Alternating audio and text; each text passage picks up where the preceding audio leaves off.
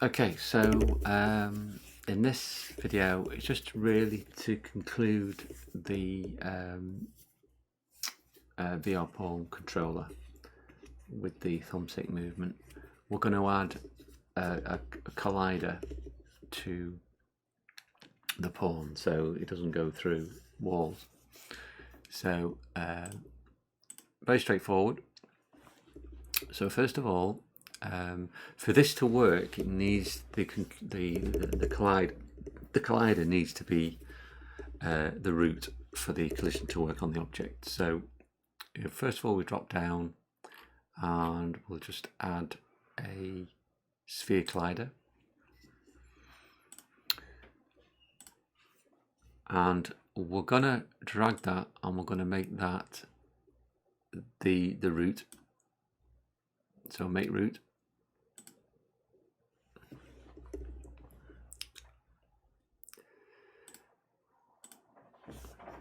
Okay. So we'll just compile that and we'll just test that.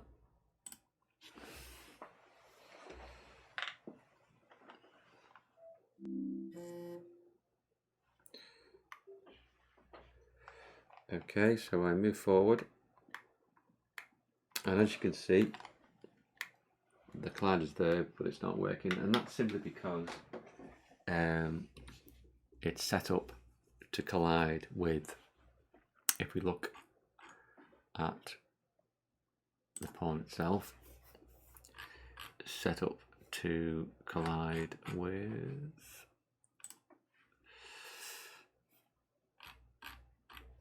overlap all dynamics. Okay, so we don't need that. What we're going to do is we're going to make it into a physics actor. Okay, and we're going to compile and save that. Now remember, this collider has got a certain size, which its radius is 32, so that's half approximately. So the diameter of it is 64, which is about approximately the size, the width of a human. Okay. So the other thing that we need to think about is we want this to be simulated with physics, but we'll test it anyway. Let's see what happens.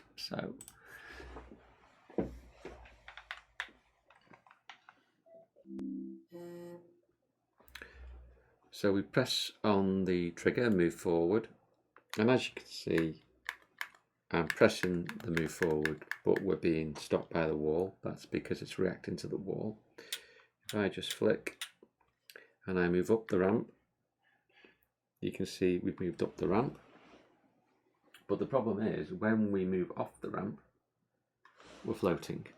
Okay, so we're not being physics isn't being implemented. So we just need to tweak that a little bit.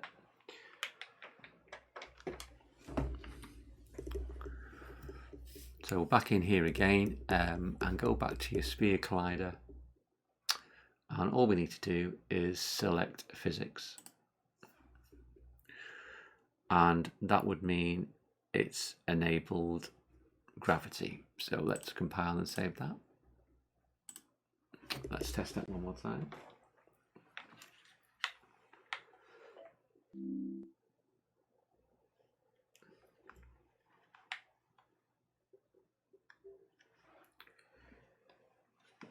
Wrong controller, sorry.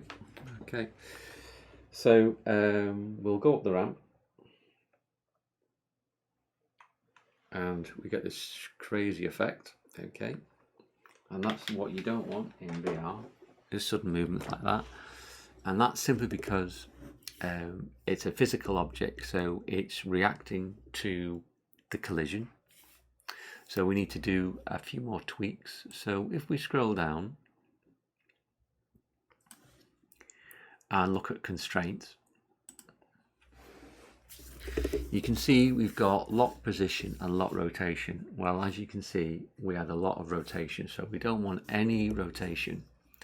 Okay, we only want rotation in the z-axis. So lock X and Y.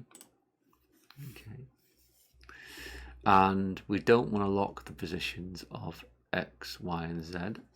Okay.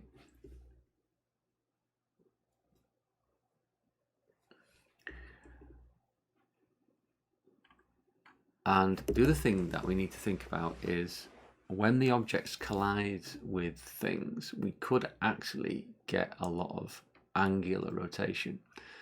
So if we just increase that to, let's say, 200, that will stop us from spinning. So compile and save. Let's see what that looks like.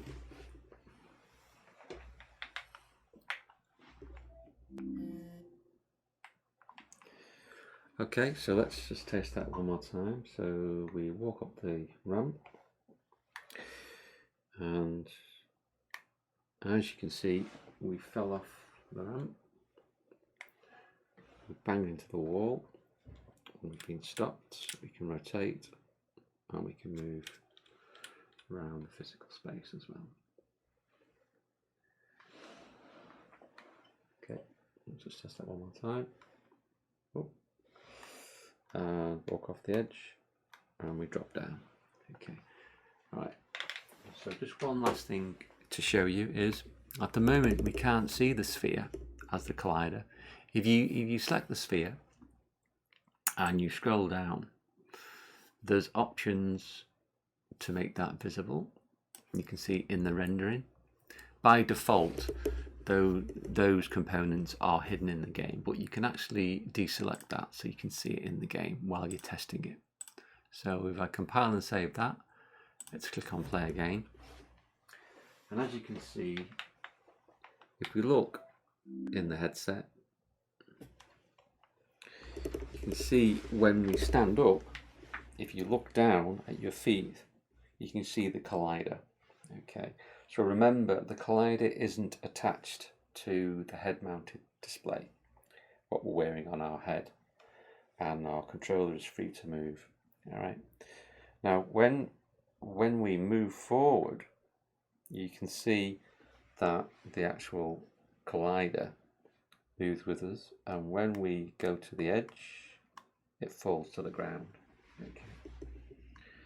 Now, if we start to physically move away from it, that's where we start to get some problems, because the root component doesn't move with the camera.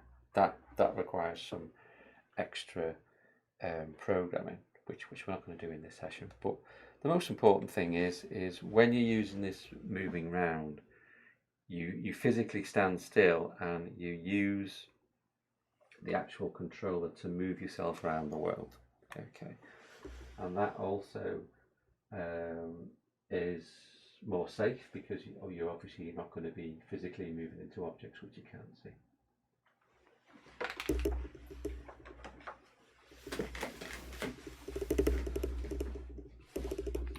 Okay, so that concludes that little video, and you can test that out and use that in that space, and obviously you can build more objects to walk around.